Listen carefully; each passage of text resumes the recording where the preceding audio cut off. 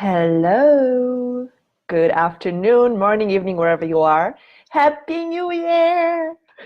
I say Happy New Year for days after it's actual New Year because I think the whole January is a New Year celebration. Why not, right? My name is Anna Kowalska and I am your hostess in this group. And I haven't done a live in a while, but it's time to come back and share with you some wisdom. The first the last few months of 2018 were a huge shift for me. You might have seen a shift in this group. You might have seen a shift in what I was posting. And if you are on my email list, you probably saw some new things that I was sharing there. I'm back here to share all that's shifted in my business, in the way I'm being and what I'm teaching. My focus hasn't changed, but I have a whole new layer of sharing what it is that I want to bring to you guys. And today specifically, yesterday I was doing some work and creating some content, and I was inspired to share this idea about debt. So if you were in my money program, Is Your Money Wearing Skirt or Pants? You know that I stepped into working heavily with the law of polarity and feminine and masculine energies. I've been working with them throughout 2018, but now I'm really putting them into work with my clients and actually being vocal about it. So if you were in a program, you already have an idea of of what law of polarity is, and you might have heard it somewhere else because it's pretty popular thing that everybody talks about now, at least the circles that I'm in. The experts are bringing the law of polarity into the conversation because that's where we are. The feminine and masculine are the opposite ends of one, and when they merge is when we have the balance and creation. And that's what I brought a lot of in the program. One thing that I plan to talk about, and I just didn't get to because I literally was inspired to offer this program. It was 3 weeks. There wasn't much marketing. It was just Spirit said, do this. And I had to do it to understand why I did it. And if you stick around, I'll tell you at the end why I did something for a ridiculous price. And just because Spirit said, just do it. And I said, I'll do it even if nobody shows up. So what I plan to share in the program was this whole idea around debt, DEBT, because I know that a lot of us, light workers, entrepreneurs, who don't really have a background in entrepreneurship, didn't really come from that kind of a background. I didn't come from a background of entrepreneurship. I really had to learn everything from scratch. I really don't have a mentor in my family to go back and ask what's the right thing to do, like a business smart move. So I had to learn a lot of these things, and I had to trust a lot of people and learned a lot of really pricey lessons. One of them was buying a chunk of a lot of dirt and not getting a farther direction with what to do with it. And I already knew real estate really, really well. It's a whole other conversation. But I learned a lot about debt, and money is one of my lessons in hand analysis. So no matter how far I try to get away from talking about it, it keeps pushing at me, it keeps pulling at me, and it keeps feeding me. Spirit keeps feeding me what the next steps for me to grow in my prosperity, and then in turn I have to go out and teach. So I didn't know what that was, the EBT. I grew up in Poland. There was no such thing as debt. You had cash and you paid for something, or you could borrow money from family members or somebody you knew. But there was no such thing as like credit cards or loans for things, not even mortgages, actually. So when I came to America, I was introduced to the idea of credit cards and buying on a promise. There was this like sun shining right in my face. So forgive me, it's going to go down as we keep talking. It's actually beautiful from where I sit, but I see the shine on my face. So just, sorry. It's distracting a little bit. So when I came to America, I remember as soon as I entered into college, which was my second year of being in America, literally on my way to first class, there was a guy offering me an application for a credit card, and I'm like, what is this? And I filled it out, and then I got a credit card. Nobody ever taught me anything about living with credit cards and what it means. Yet I still never had a debt, DEBT, until I was 29. I paid for my own college outright. I paid for everything I wanted and needed. If I couldn't pay for it, I wouldn't buy it, because that's what I was taught. Oh, that's better. So likewise, sometimes you just gotta move an inch, you know? So when I was 29, I finally used my credit card for something that I couldn't pay for. And it really was a silly thing to buy with a credit card. But that began my relationship with debt. And I'm not talking about mortgages, because I already knew about those. I was in the mortgage industry for a decade. At the time, I was in the mortgage industry for 7 years. And I spent several years in finance, corporate finance. So I knew about buying something on credit. But myself, I never used credit cards to invest in or to buy something that I couldn't afford. So I was 29 and I made that mistake. And I call it a mistake. It was a lesson. But it began my relationship with debt, my relationship with buying something without having money to pay for it. Right there and then. And thank you for the hearts. And first purchase was a silly purchase. Second purchase was I actually gave my credit card over to somebody who needed to rent a car and didn't have a credit card because had a terrible credit history. She was a single mother and a friend, and her car broke down, and she needed to give the credit card to the rental company to rent a car.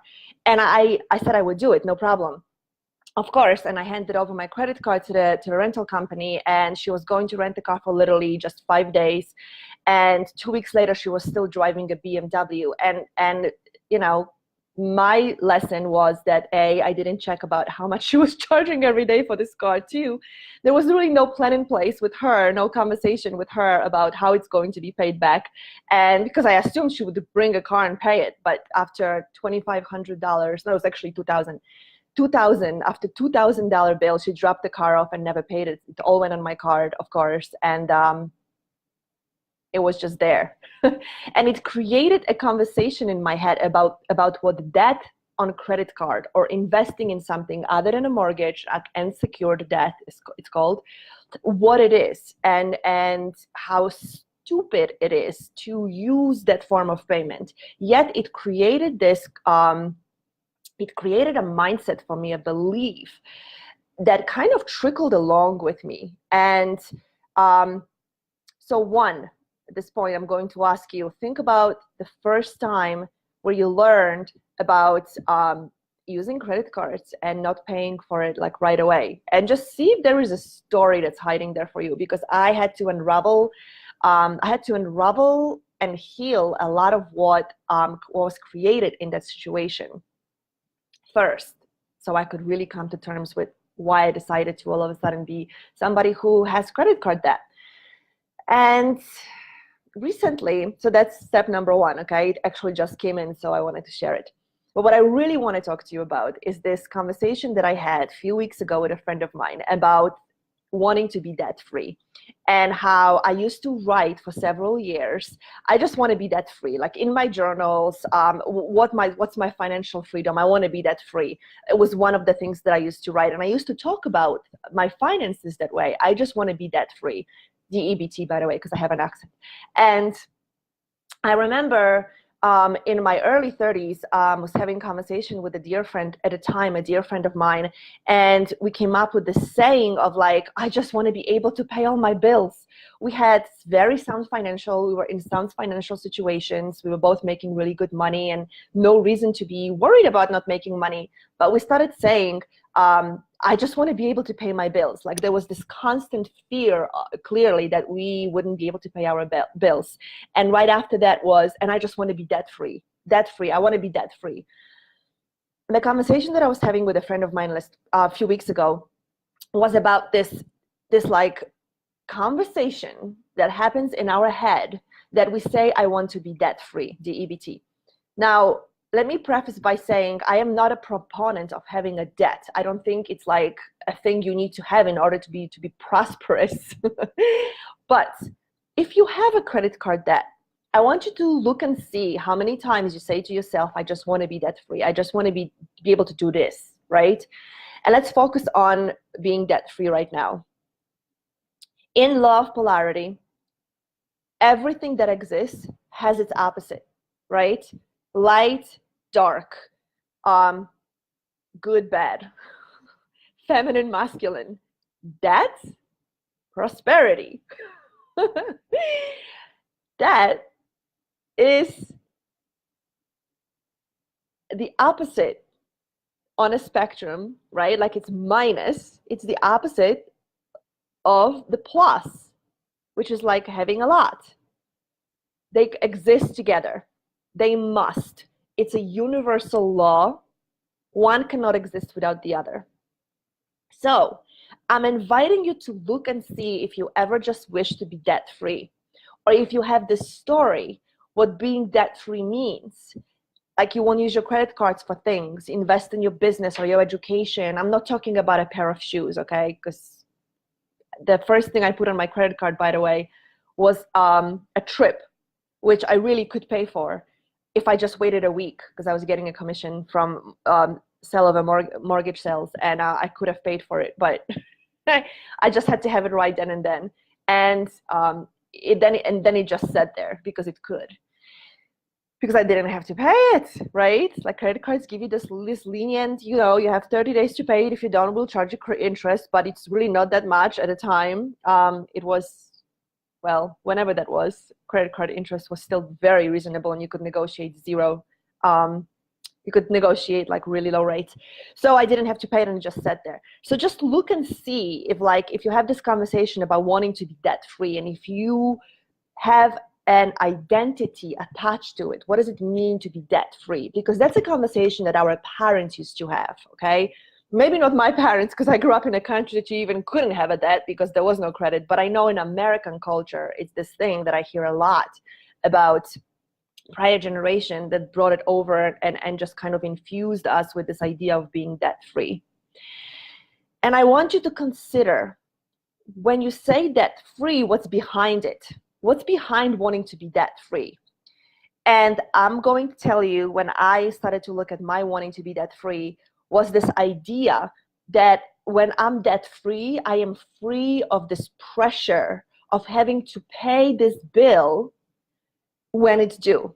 So whether it's a monthly commitment towards something, or a yearly commitment, or whatever it is, or 10 days, whatever, 7 days, at some point I will have to pay something towards this debt. And it's this fear that it won't be there for me to pay.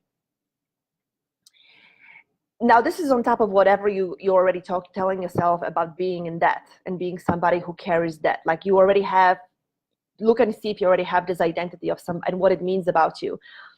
And then look at the conversation and look at the pressure, because that's what I saw for myself. It was this, it wasn't that I had that, it was this fear that I wouldn't be able to pay it when it's due. It wasn't about the extra interest I was going to pay, or it wasn't about pretty much the interest, right? Because that's really the only repercussion. Well, there are others, but like immediate, right? That didn't do anything for me. That's not part of my makeup. For me, it was a part of my conversational identity. For me, it was this fear of not being able to pay it. And then what happens, right? Shame, guilt, shame. For most people, it will be shame. For most women, it will be shame. And look at that too, because that's a really powerful way to create shame in your life, is to go into that and not be able to pay it. Ask me how I know.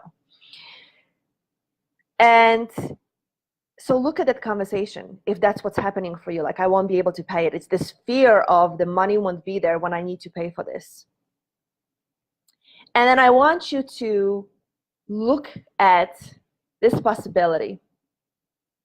What if instead of having a conversation and a desire to be debt-free, you actually shifted it? And remember, there is debt and there is the abundance or prosperity or flow or whatever you want to call it on the other side of it, right? Because in the law of polarity, both exist at the same time. So if you are in debt, but you are afraid that this part won't happen, it's literally impossible in a universe for that to be so. You may have this experience, but I promise you, and I experienced this, it's impossible for this to be so in a universe. And you have to shift your energy to actually see it and start experiencing it. But just take it for now that it's impossible to be in debt and not be able to pay for it. So I have a challenge for you. I want you to stretch yourself and see that if you change the conversation of I want to be debt free into I want to meet all my financial commitments and agreements as agreed upon. Just do it right now.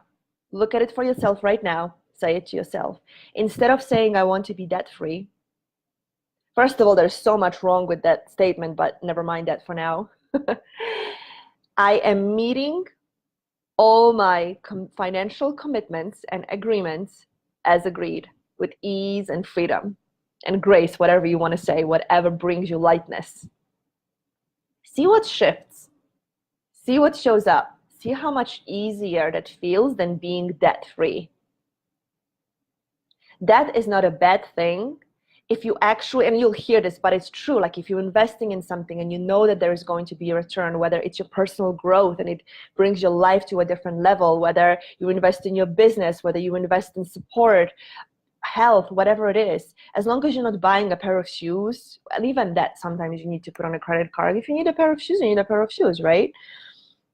But that isn't terrible. The EBT is not a terrible thing to have if you did it for the right reasons and have some kind of a plan around it. And then you have to shift from being debt-free or wanting to be debt-free to having the flow in your life, sufficient flow of prosperity in your life, so you can meet all of your financial agreements in timely manner, as contracted, as agreed upon. As I'm saying this, I can literally feel it in my body. It's like it's aligned with my identity. It's aligned with who I now am shifting my identity to. Not to be debt-free, but to be somebody who makes agreements and meets these agreements based on the letter of law that's outlined in a contract. Trusting and knowing that if I decided to invest in something and it created debt in my life, the EBT, then automatically, if I align with this truth, universal truth and love polarity, there has to be money, if I open and receive, for my commitments and agreements to be met. And if there isn't, then there is a discord, and there is something that I am not aligned with, and some story I'm telling myself, some belief I have that is keeping me in this position. Now, I'll tell you in all authenticity, for me, it was part of my lesson. A, to learn to live up to the contracts and agreements. B, like not hiding from them. B,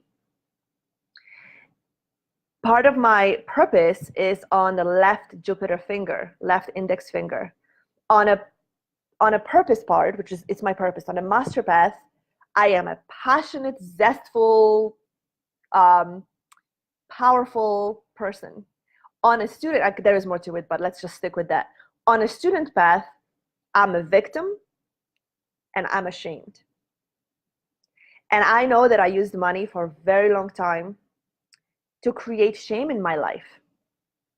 And until I started looking at it that way and realigning with meeting my financial agreements as agreed and keeping contracts in place, and for me, keeping contracts in place with people that I deal with, and vice versa, making sure that I meet agreements, all of a sudden my need to be debt-free went away. That pressure of needing to be debt-free went away.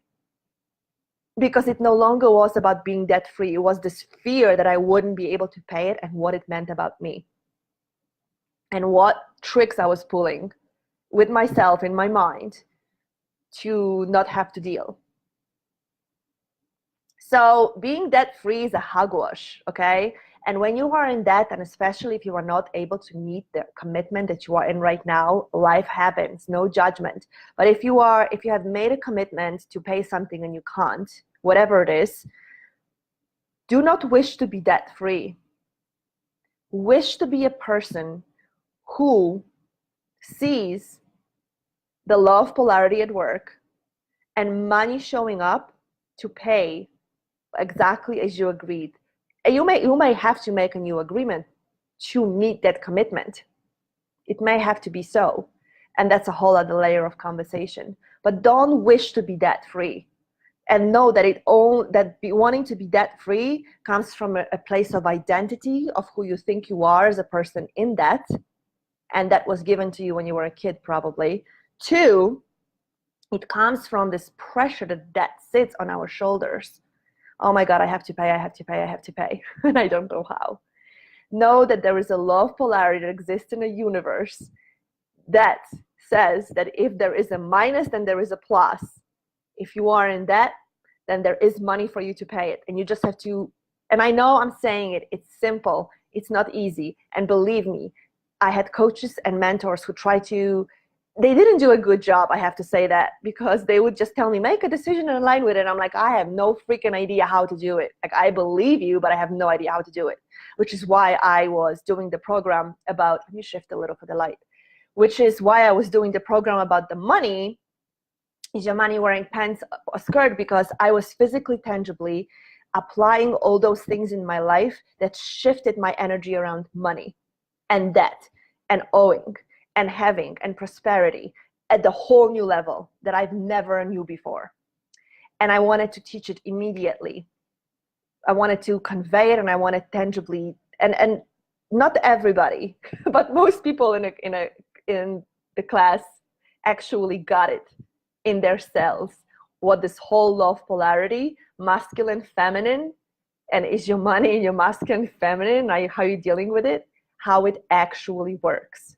And it may still take time of practice and rewiring of centuries, not even decades, centuries of wounding around money, or at least a lifetime of living a certain way. But I know that shift is what makes a difference in being able to receive money. And when it comes to debt, it's not about being debt free. Because as a business owner, you will constantly have to make decisions, and it's actually a wise way to do business in America, and there is availability for that. Use a credit or use a loan or use an investment to do something, to further your business. Don't wait to have enough money, like I grew up in Poland, right, learning. Don't wait to have enough money till you can pay for something, and then you pay for it. And I'm not talking about shoes or vacations, by the way. Pay for it, and then speed up your growth process and expansion to the level where you are receiving, so you can now meet all your agreements. So debt-free, DEBT, is a hogwash of a story. And I don't want you to ever want to be debt-free. I want you to be a person who meets all the contracts and agreements as agreed upon. Because that's a powerful, prosperous woman or a man. Awesome. I hope that this sparked something, initiated something, taught you something. And if it poked you, that's great too, because I love being the person who completely shifts things for you, even if you don't like it. Because anything other than status quo, where you are, if you don't want to be there, or if you're stuck in an uncomfortable position, anything that can get you through it is a step forward. It doesn't mean it's not okay to be uncomfortable. I am all for being uncomfortable, but don't stay in it. Just keep moving to the next level of discomfort, because that's growth. Awesome. If you have any ahas, questions, comments, please comment under the video. I would love to hear from you. If you would love to talk to me and find out how I am working with my clients this year around power, prosperity, and purpose. What did I say? Purpose, power, and prosperity. Those are my 3 words that I am enveloping my clients in this year. And if you want to know how I'm doing that, I'm going to drop a link, schedule a session, let's talk, and let's see what we can do together. Have an amazing rest of the day. Have an amazing, amazing year. Whether I see you, hear you, or not, this year is going to be amazing and fantastic, and I wish that for you. Mwah.